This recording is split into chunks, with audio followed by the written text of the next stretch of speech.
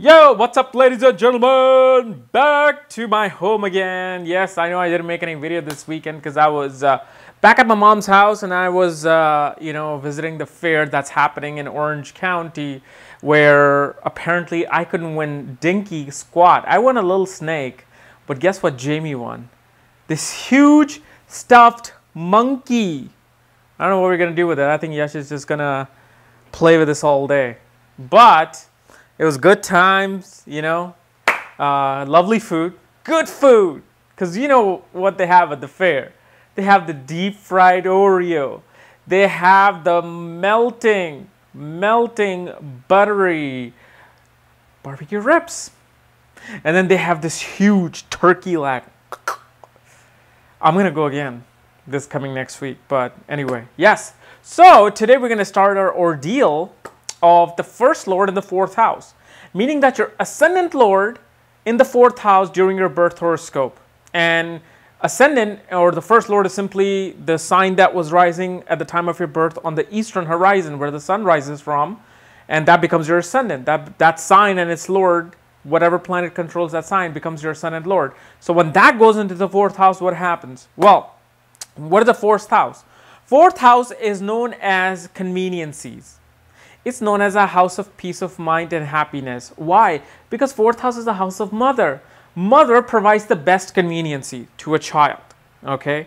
The mother's there to feed the child. Mother's there to, change the diapers, the smelly, dirty diapers. Mother's there to love the child, to hang out with the child. Provides a conveniency. It becomes an automatic house of conveniences. Like our air conditioning, cars, refrigerator, cable TV, all sorts of amenities that makes your life comfortable. Okay? And fourth house is a house of land, your physical land. And because of the fact it's represented by motherland. So your mother and land. So wherever you're born, that place is represented, the condition of that place is represented by the fourth house. Fourth house is also the house of your private life, because it's the house that is considered the house of the midnight. Because 10th house is the house that is considered in the daytime, when the sun comes onto the noontime directly above you. That's the 10th house, and directly opposite is the fourth house, which is the nighttime, your private life. Whether it's your sexual life, whether it's your private life in the home, it's represented by that. And it's your childhood, it's your schooling before undergrad degree. So your high school, from like your 4th, 5th grade all the way to the 12th grade, is considered from the fourth house. So when you bring your ascendant lord, your entire life force, because ascendant is your physical body, it's part of your personality, it sets the destiny of your life, because each house is then judged by the first house. So it's your entire life being, where is your focus of life is. The focus of life goes into the fourth house then. Then what that tells is that part of this native personality is very private. This person likes to be in the sanctuary of their home. This person is connected to the mother. This person is connected to their homeland. And this person requires and will attain conveniencies of all kinds, through the mother, because moon is the significator of the fourth house. So through the mother, this person will derive their entire life. You may have other planets in the fourth house, but because your ascendant lord is in the fourth house, it makes your entire life towards the mother, dedicated towards the mother, or caught up in the homeland or actual physical land, like a real estate type of things. But you guys must be wondering, some of you, that hey, I have my ascendant lord in the fourth house and I hate my mother. I can't stand her. Or I have my ascendant lord in the fourth house and this is nothing like what you're saying, all the good stuff that you're saying. And that's the problem. Because nobody looks what lord is in the fourth house. And what is your ascendant? Like for example, Capricorn ascendant. If you're a Capricorn ascendant, Saturn rules your ascendant lord. And if Saturn goes into the fourth house, what is happening? First of all, your Saturn is debilitated. Meaning that you will be detached from the things of the fourth house. You will have fear and an anxiety towards the fourth house things. You'll run away from those things. You will have tremendous responsibility regarding your mother, regarding your home, regarding your childhood. You might have had a lot of responsibilities. You would have been separated from the mother from childhood. So how can you have that conveniency in life through the mother? And since Saturn is debilitated, it can represent, losing disputed property of the parents, or losing property of the parents in disputes. Because from the 4th house, a debilitated Saturn will look to the 6th house. So its third aspect brings a victory towards your enemies. Your enemy will win the property from you, especially if Saturn is in that triggering point of the debilitated degrees. So this is why you got to see what is happening with my 4th house. If Mars rules the 4th house, Mars becomes the significator of land. Okay, if Mars is a significator of land of the 4th house, it represents real estate. So that means you will acquire parental properties. But guess what? What if your ascendant lord is debilitated? Ascendant lord Aries is controlled by Mars, and Mars in the 4th house is debilitated. It'll create power struggle with your mother. You will have very short fuses with your mother. You won't be able to stand private life because Mars is a soldier. A soldier does not belong in a kitchen. Soldier does not belong in a home. Soldier belongs outside. So not only will you have conflicts and power struggle in home with the mother and in the home itself with your family members, but you will be confused about what the hell am I supposed to do now? Because a soldier needs to look outside. He needs to go outside. So you will have power struggle in home and in your career, because you won't be feeling comfortable. Now, here's the thing. You have to see what yogas are forming. Like I gave you the Capricorn ascendant example of Saturn. But if Mars is in the ascendant and Saturn is in the 4th house debilitated, guess what's happening? First of all, Saturn is receiving a Neech Bhanga Raj Yoga, if you're not familiar with Vedic Astrology, which you will learn, which I'll tell you later how. But Saturn is receiving a Neech Bhanga. Saturn is receiving an aspect of Mars from the ascendant because it aspects the 4th place from itself. So in Saturn Mahadasha, person will do good, even though he has a debilitated Saturn. Because he not only has the support of Neech Bhanga, but the planet who's creating the Neech Bhanga aspects Saturn. Then there's a Parivartan Yoga between Saturn and Mars. So you see how many yogas are being formed. If Mercury is in the 4th house, this can actually make for a really good psychologist and astrologer. Why? Because Mercury is intelligence. And you use your intelligence in private life. You use your intelligence in private sanctuaries. So you can be a good sex psychologist because 4th house is 10th from the 7th house. And 7th house is a house of sexual activities.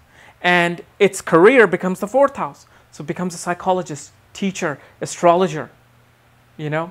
If Moon actually rules Moon is in the 4th house as the ascendant lord, you will have a beautiful relationship with the mother. You will have a very artistic, creative, empowerment through the mother. You will have all sorts of gains through the mother. Mother will provide you all kinds of conveniences, not including home and including land. If Venus rules the 4th house, that will create a Raj Yoga itself. Venus, especially if Saturn aspects it, it can give you immense wealth through like either designing, through home decoration, through architecture. If Sun rules if Sun is the ascendant lord in the 4th house, it can show somebody who's actually a powerful figure in the government. Somebody who's actually taking care of people of homeland, yet at the same time they're willing to keep secrets of the government and succeed through keeping secrets. Because it's in the sign of Scorpio, you see. And the ascendant goes into the 4th house of the sun, which shows that the father is also influenced by the mother. And mother had to take the father's role in your life and raise you like a father. There must have been some transformative events that might have happened with your father. Maybe your father was sick. Maybe your father died at an early age, or your father just left you. Because Scorpio represents transformation. So then your mother's responsibility kicks in. So your mother has this powering personality in the home, and through that you became, you were taught, how to actually control yourself and build your ego.